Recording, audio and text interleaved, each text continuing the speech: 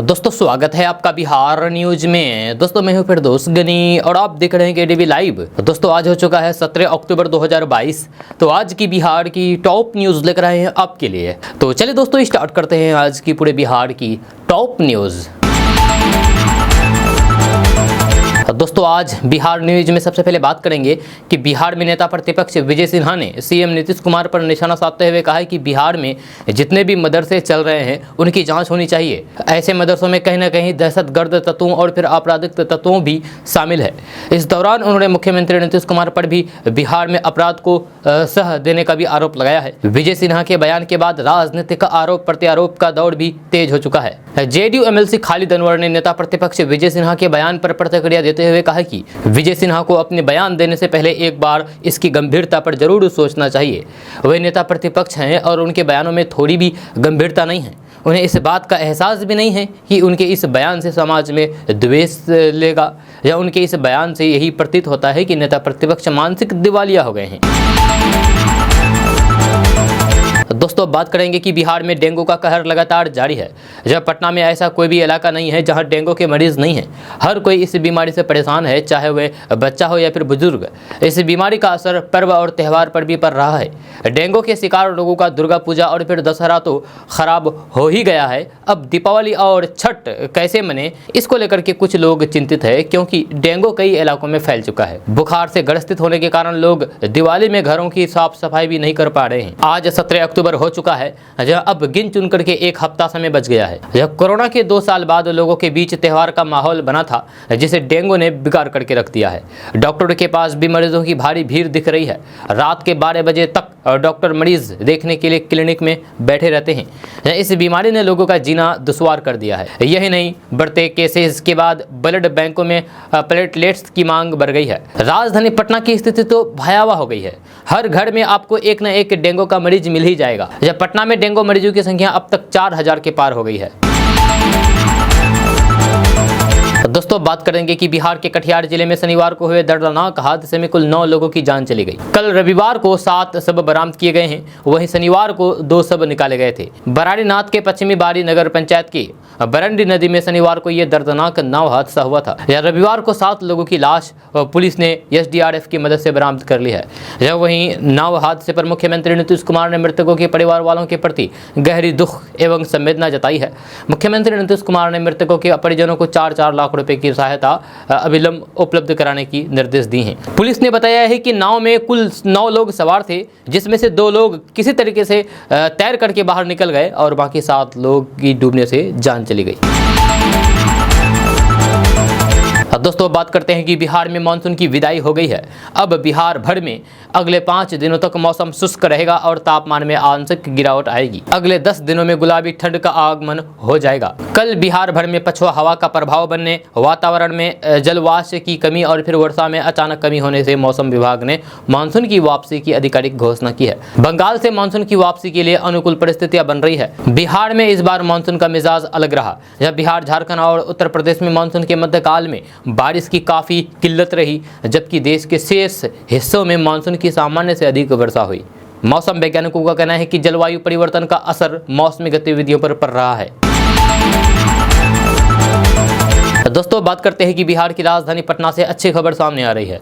ताजा रिपोर्ट्स के मुताबिक बिहार में उद्योग को बढ़ावा देने के लिए सरकार के द्वारा पटना, बक्सर, सुपौल, सहरसा समेत 6 जिलों में नए औद्योगिक क्षेत्र बनाए जाएंगे। इसको लेकर के तैयारियां की गई है। खबर के अनुसार नए औद्योगिक क्षेत्र में 500 एकड़ से अधिक जमीन उद्योग के लिए आवंटित की जाएगी। यहाँ के औद्योगिक प्लॉट की कीमत भी निर्धारित की जाएगी। सरकार के इस फैसले से इन औद्योगिक क्षेत्रों में निवेश का रास्ता साफ होगा। बिहार के इन नए औद्योगिक क्षेत्र में उद्योग लगाने के लिए निवेशकों को आकर्षित किया जाएगा। इन जिलों में उद्योग लगाने से यहाँ के लोगों को बहुत ज्यादा फायदा होगा। साथ ही साथ इससे रोजगार के अवसर बढ़ेंगे और लोगों की आर्थिक स्थिति बेहतर होगी। दोस्तों बात करते हैं कि बिहार के सरकारी स्कूलों में पढ़ाई करने वाले छात्र छात्राओं के लिए अच्छी खबर सामने आ रही है। ताजा रिपोर्ट्स के मुताबिक नीतीश सरकार पटना, भागलपुर, सीवान समेत सभी जिलों के छात्रों को पैसा देने वाली है। इसको लेकर के तैयारियां शुरू हो चुकी है। खबर के अनुसार बिहार के छात्र छात्राओं को मुख्यमंत्री बालिका बालक पोशाक योजना, साइकिल योजना, किशोरी स्वास्थ्य कार्यक्रम योजना, छात्रवृत्ति योजना और बालिका प्रोत्साहन योजना के तहत पैसा दिया जाएगा। यहाँ इसके लिए शिक्षा विभाग ने 4380 करोड़ रुपए की मंजूरी दे दी है। आपको बता दो कि जिन छात्र छात्राओं की उपस्थिति स्कूलों में 75% या फिर उससे ज़्यादा है, उन छात्र छात्राओं को इसका लाभ दिया जाएगा। इसके लिए शिक्षा विभाग ने सभी 38 जिलों में कक्षाओं में छात्र छात्राओं की 75% उपस्थिति की रिपोर्ट मांगी है।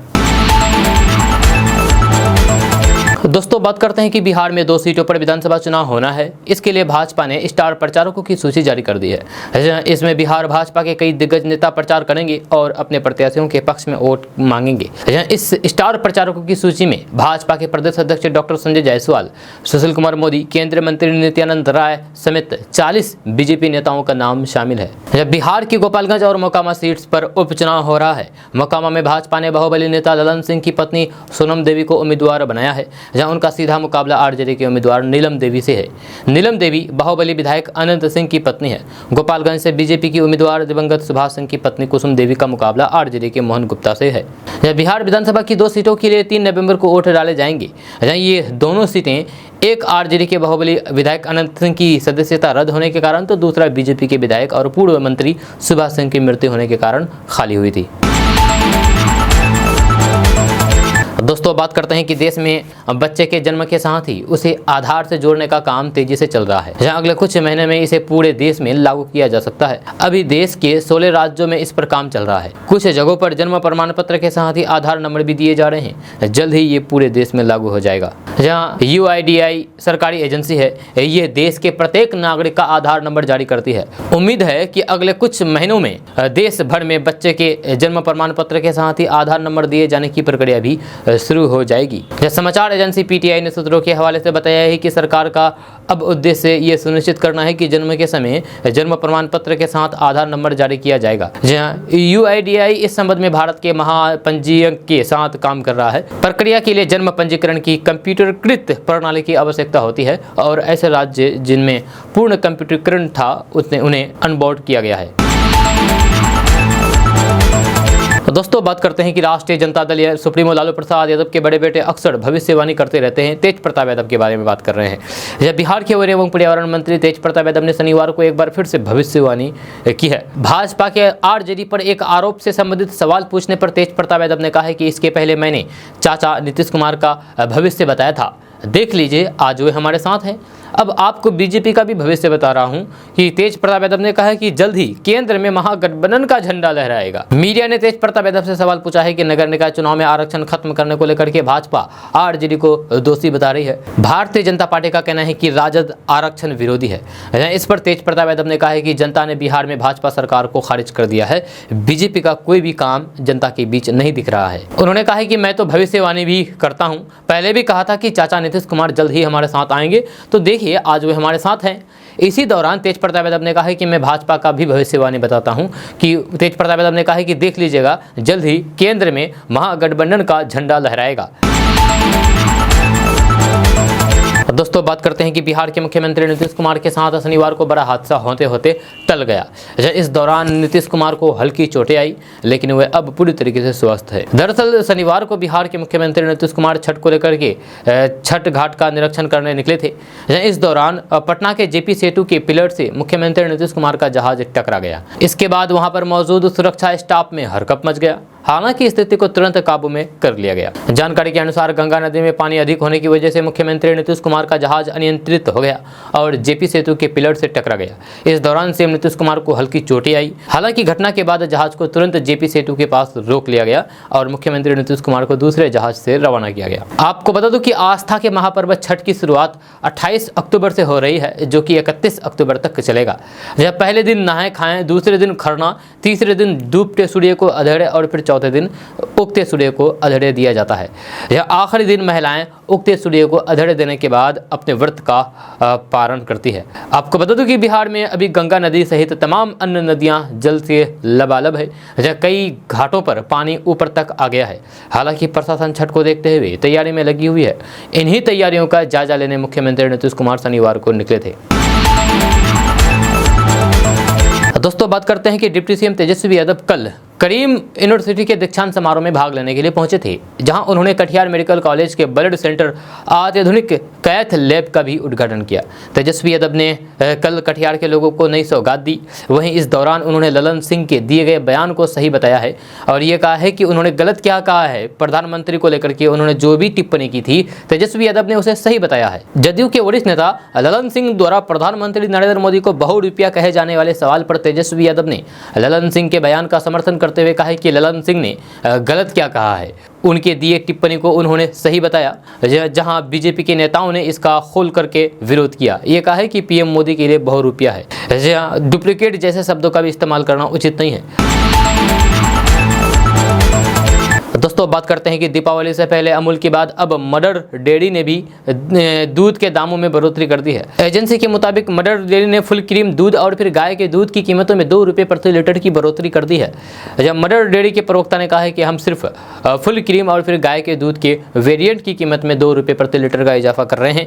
उन्होंने कहा है कि इन फुल क्रीम और काऊ मिल्क की यानी कि गाय के दूध की कीमतें 16 अक्टूबर 2022 से प्रभावी हो जाएगी। जब मदर डेयरी के फुल क्रीम दूध की कीमत 61 रुपये से बढ़कर के 63 रुपये प्रति लीटर हो गई है, जबकि काऊ मिल्क यानी कि गाय के दूध की कीमत 53 रुपये से बढ़कर के 55 रुपये प्रति लीटर हो गई है।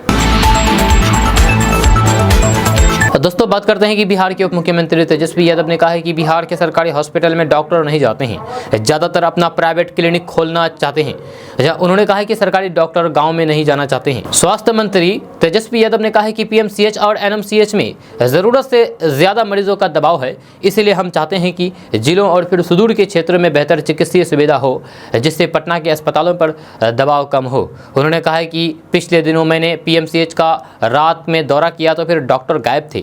शुक्रवार रात को एनएमसीएच का दौरा किया तो फिर वहां देखा कि अधीक्षक को मालूम नहीं है कि डेंगू वार्ड किधर है, तो फिर ऐसे काम तो चलेगा नहीं। जय तेजस्वी यादव ने कहा है कि हम लोग व्यवस्था बदलने में लगे हैं, इसीलिए चीज़ों को ठीक करना बहुत ज़रूरी है। उन्होंने कहा है कि हमारी सरकार जल्द ही 1,60,000 लोगों को नौकरी देने जा रही है और 10 लाख लोगों को रोजगार देने का वादा भी पूरे करने लगे हैं।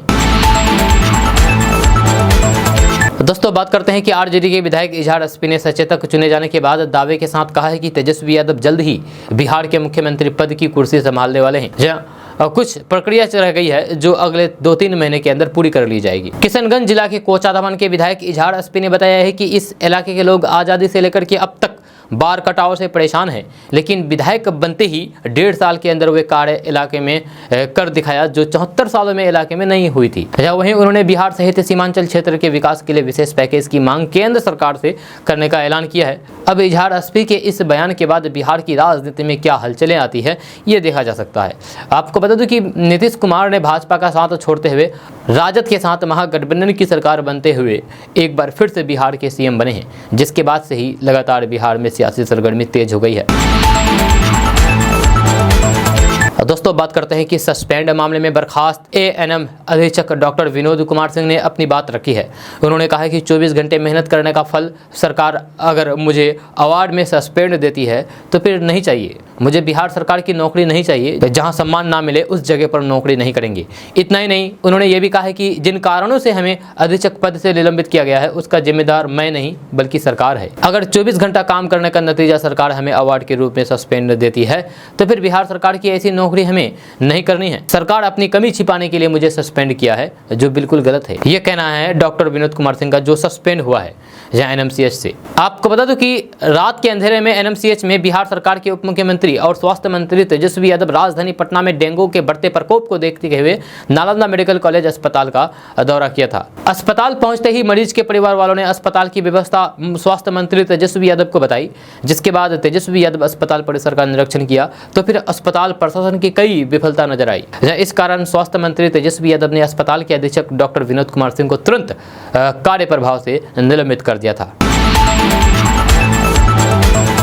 दोस्तों बात करते हैं कि बिहार की त्रासदी है कि लगभग हर साल बिहार में बाढ़ आती है। बाढ़ की वजह से लाखों किसानों की फसलें बर्बाद हो जाती है या उनके खेत खराब हो जाते हैं और सारी मेहनत पर पानी फिर जाता है। ऐसे में किसानों को आर्थिक लाभ देने के लिए बिहार सरकार ने योजना चलाई है, जिसके तहत किसानों की फसल का बीमा होता है। जहाँ प्राकृतिक आपदाओं के कारण किसानों की फसलों को हुए नुकसान की स्थिति में वित्तीय सहायता प्रदान करने के लिए बिहार सरकार ने राज्य फसल बीमा योजना की शुरुआत की है। बिहार राज्य फसल सहायता योजना के लिए आपको epacs.bih.nic.in या फिर poxoonline.bih.nic.in पर जाकर के ऑनलाइन आवेदन करना होगा। इस योजना के तहत प्रति हेक्टेयर 10,000 रुपये का बीमा होता है। इन योजना के तहत उन किसानों पर कोई भी प्रतिबंध नहीं है जो सरकारी बैंकों, सहकारी बैंकों और फिर दूसरे कर्ज देने वाले संस्थानों से कर्ज ले चुके हैं। जब बिहार सरकार अन्य एजेंसी से पैसा उधार लेने वाले किसानों को भी बीमा का लाभ प्रदान करेगा। और दोस्तों बात करते हैं कि बिहार की गोपालगंज और फिर मोकामा विधानसभा सीट पर होने वाले उपचुनाव में आरजेडी प्रदेश अध्यक्ष जगदानंद सिंह का नाम स्टार प्रचारकों की लिस्ट में शामिल नहीं है। यह आरजेडी सुप्रीमो लालू प्रसाद यादव और डिप्टी सीएम तेजस्वी यादव से नाराजगी की खबरों के बीच जगदानंद सिंह उपचुनाव में प्रचार नहीं करेंगे। आरजेडी के स्टार प्रचारकों में लालू प्रसाद यादव से तेजस्वी के साथ तेज प्रताप यादव का नाम भी शामिल है। राष्ट्रीय जनता दल ने उपचुनाव के लिए स्टार प्रचारकों के नाम फाइनल कर दिया है। नीतीश सरकार में आरजेडी कोटे से अधिकतर मंत्री दोनों सीटों पर प्रचार के लिए जाएंगे। हालांकि आरजेडी सुप्रीमो लालू प्रसाद यादव, उनकी पत्नी एवं पूर्व सीएम राबड़ी देवी बेटी एवं सांसद मीसा भारती प्रचार नहीं करेंगी। जहां राबड़ी और फिर मीसा दोनों लालू प्रसाद यादव के साथ सिंगापुर में हैं, वहां लालू का अस्पताल में इलाज चल रहा है। लालू परिवार से सिर्फ तेजस्वी और तेज प्रताप यादव को ही स्टार प्रचारक बनाया गया है। तो दूसरी ओर आरजेडी के प्रदेश अध्यक्ष जगदानंद सिंह भी उपचुनाव में प्रचार नहीं करेंगे। जब पार्टी नेताओं का कहना है कि जगदानंद सिंह प्रचार में नहीं जाते हैं, जब पिछले चुनाव में भी वे प्रचार में नहीं शामिल हुए थे। हालांकि अभी उनके लालू परिवार से नाराजगी की अटकलें चल रही है, इसीलिए उन्हें स्टार प्रचारक नहीं बनाया जाना राजनीतिक गलियारों में चर्चा का विषय बना हुआ है। यह बताया जा रहा है कि जगदानंद सिंह प्रदेश अध्यक्ष से इस्तीफे की पेशकश भी कर चुके हैं। दोस्तों बात करते हैं कि बिहार में जब से भाजपा और जदयू का गठबंधन टूटा है, तब से ये दोनों पार्टियां कोई भी मौका नहीं छोड़ रही है जिसमें ये दोनों एक दूसरे पर हमलावर नहीं हो। ऐसे में जब शुक्रवार को बिहार के मुख्यमंत्री नीतीश कुमार ने भाजपा पर हमला बोला, तो फिर अब अगले दिन भाजपा ने भी इसका बखूबी अंदाज में जवाब दिया है। भाजपा के बिहार प्रदेश अध्यक्ष संजय जायसवाल ने नीतीश कुमार की आदतों पर तंज कसते हुए कहा है कि नीतीश कुमार पलटीमार मुख्यमंत्री है। संजय जायसवाल ने अपने फेसबुक पेज पर पोस्ट करते हुए लिखा है कि पलटी मार करके 8वीं बार मुख्यमंत्री बने माननीय नीतीश कुमार जी ने 5वीं बार ये शपथ लिया है कि जब तक वे जीवित रहेंगे तब तक भाजपा में नहीं जाएंगे। ऐसी शपथ 3 बार वे आरजेडी के लिए भी ले चुके हैं। दरअसल इससे पहले बिहार के मुख्यमंत्री नीतीश कुमार ने शुक्रवार को भाजपा पर तंज कसते हुए कहा था कि पहले हम भाजपा के साथ थे, लेकिन अब हम उनसे अलग हो गए हैं। इस बार जब तक वे जीवित हैं तब तक वे भाजपा के साथ गठबंधन नहीं करेंगे। उन्होंने अटल बिहारी वाजपेयी, लाल कृष्ण आडवाणी और मुरली मनोहर जोशी को याद करते हुए कहा कि जब भाजपा में वे लोग थे तब तक सब कुछ सही था। उन्होंने मेरे ऊपर भरोसा किया और केंद्र सरकार में मंत्री बनाया। 1998 में अटल बिहारी वाजपेयी ने अपनी सरकार में हमें मंत्री बनाया। 3 विभागों के दायित्वों को हमने संभाला, जहाँ उस समय ढंग से काम होता था। अब के लोग किसी की बात नहीं सुनते हैं। दोस्तों बात करते हैं कि डॉलर के मुकाबले रुपए की गिरावट से देश में खलबली मची हुई है। इससे व्यापार घाटे में चल रहे हैं। वहीं अब इस मामले में देश के वित्त मंत्री निर्मला सीतारमण ने बयान दिया है। वित्त मंत्री निर्मला सीतारमण ने रुपए के गिरने की वजह बताया है। उन्होंने कहा है कि भारतीय रुपया नहीं गिर रहा है बल्कि डॉलर मजबूत हो रहा है। बाकी देशों की करेंसी के मुकाबले भारत रुपये बेहतर प्रदर्शन कर रहा है। इससे निपटने के लिए उपाय किए जा रहे हैं। आपको बता दें कि डॉलर के मुकाबले भारतीय रुपया लगातार गिर रहा है और $1 की कीमत 82 रुपये के पार पहुंच गई है। वहीं अमेरिका दौरे पर पहुंची केंद्रीय मंत्री निर्मला सीतारमण ने भारतीय रुपये के गिरने, क्रिप्टो करेंसी के मुद्दे पर जवाब दिया है। केंद्रीय वित्त मंत्री निर्मला सीतारमण ने कहा है कि पहले तो मैं ये कहना चाहूंगी कि रुपये नहीं गिर रहा है बल्कि डॉलर मजबूत हुआ है। यह भारतीय रुपये का प्रदर्शन अच्छा है। भारतीय रुपये में ज़्यादा अस्थिरता देखने को नहीं मिली है।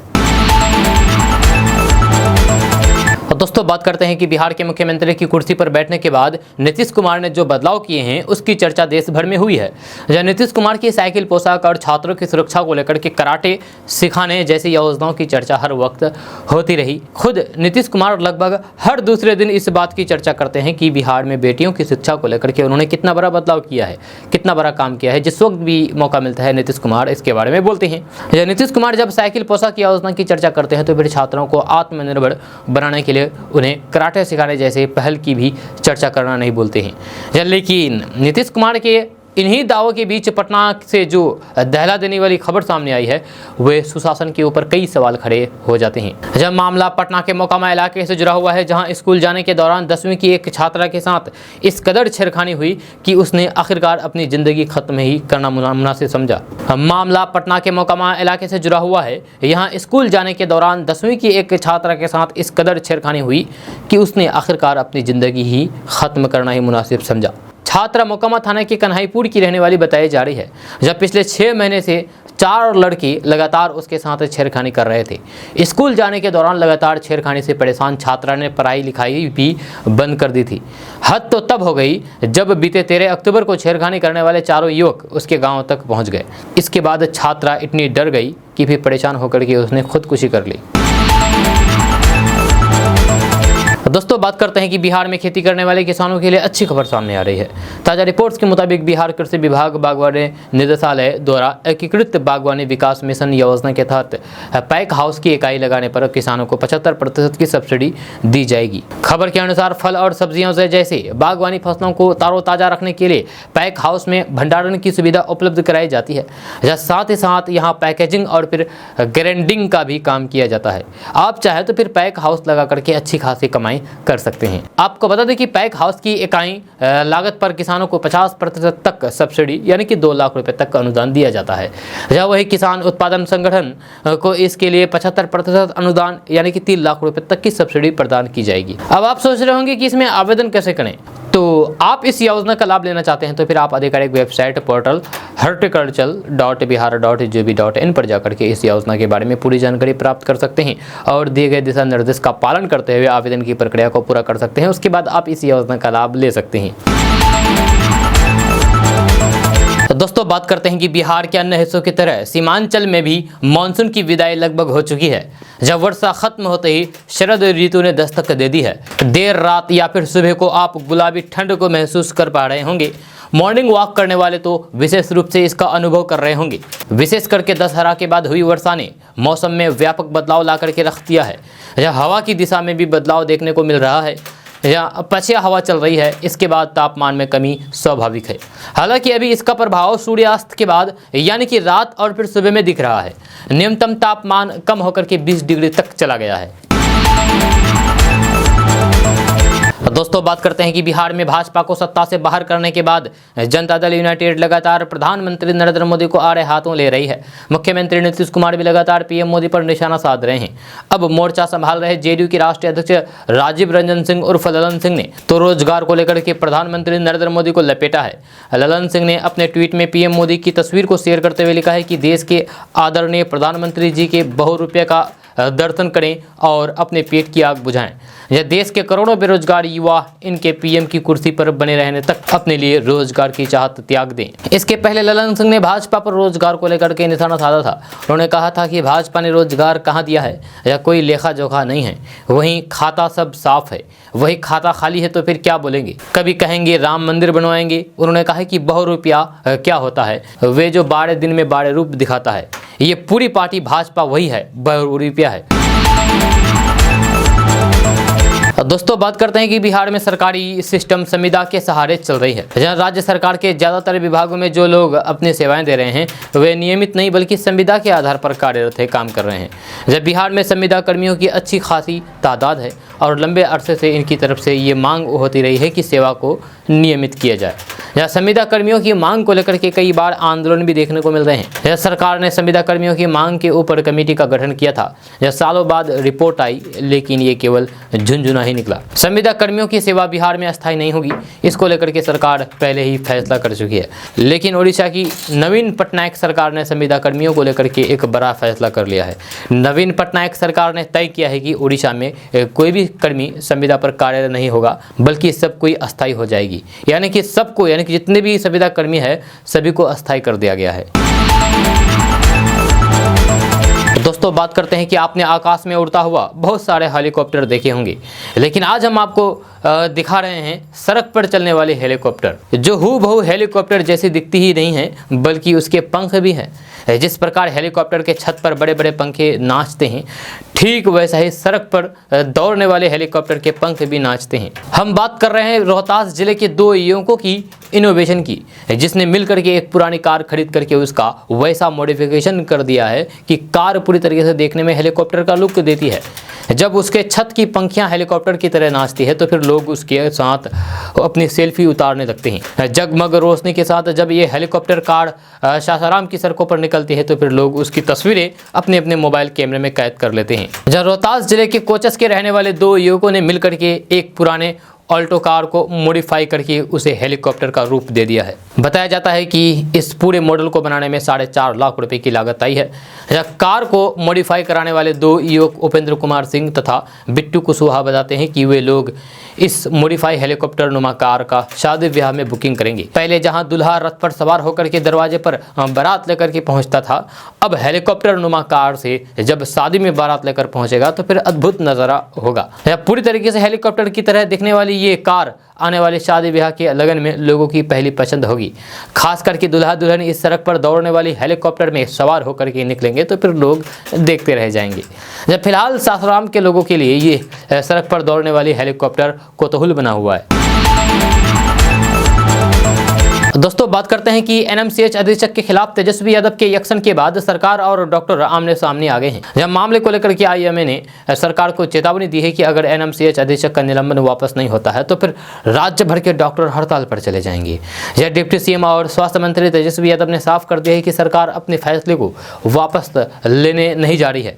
तेजस्वी यादव ने सीधे तौर पर कह दिया है कि अधीक्षक का निलंबन वापस नहीं होगा और सरकार डॉक्टरों की जिद के आगे नहीं झुकेगा। आईएमए के अल्टीमेटम पर तेजस्वी यादव ने कहा है कि किसी भी एसोसिएशन का काम होता है अपने लोगों के पक्ष को सरकार के समक्ष रखना। आईएमए को ये देखना होगा कि क्या वे गलत डॉक्टर के लिए भी सरकार पर दबाव बनाएंगे। उन्होंने कहा है कि आईएमए जो सही चीज़ें हैं उसे सपोर्ट करें, लेकिन गलत का समर्थन करना कहीं से भी ठीक नहीं हुई। तेजस्वी यादव ने कहा है कि अगर किसी डॉक्टर की गलती सामने आती है तो फिर आईएमए के लोग उसे सपोर्ट ना करें। जिस अस्पताल के सुप्रिटेंडेंट को ये नहीं पता है कि डेंगू वार्ड कहाँ है, आईएमए उसका पक्ष रख रहा है। तेजस्वी यादव ने कहा है कि आईएमए को तो इस बात से निश्चित रहने की ज़रूरत है कि बिहार में अब सुनवाई और कार्रवाई करने वाली सरकार है। जो सच्चा और काम करने वाले व्यक्ति होगा उसे सरकार सम्मान करने का काम करेगी, लेकिन जो बेईमान होगा और अपना कर्तव्य ठीक ढंग से नहीं निभाएगा उसको सज़ा मिलनी चाहिए। दोस्तों बात करते हैं कि विदेश में इलाज कराने गए हुए आरजेडी प्रमुख लालू प्रसाद यादव वहां से भी केंद्र की प्रमुख सत्ताधारी पार्टी भाजपा पर हमला करने से नहीं चूक रही है। दिल्ली में आयोजित आरजेडी के राष्ट्रीय अधिवेशन में फिर से पार्टी प्रमुख के पद पर निर्विरोध चुने जाने के बाद लालू प्रसाद यादव किडनी का इलाज करवाने के लिए सिंगापुर गए हुए हैं। लालू प्रसाद यादव ने सिंगापुर से एक अंग्रेजी समाचार पत्र की खबर का हवाला देते हुए ट्वीट किया है, जिसमें उन्होंने वैश्विक भुखमरी सूचकांक में भारत की खराब स्थिति के लिए सीधे तौर पर भाजपा शासन को जिम्मेदार ठहराते हुए आरोप लगाया है कि भाजपाइयों को देश की गरीब जनता की कोई भी सरोकार नहीं है। वे बचा खुचा देश भी अपने उद्योगपति मित्रों के हाथों में बेच देंगे।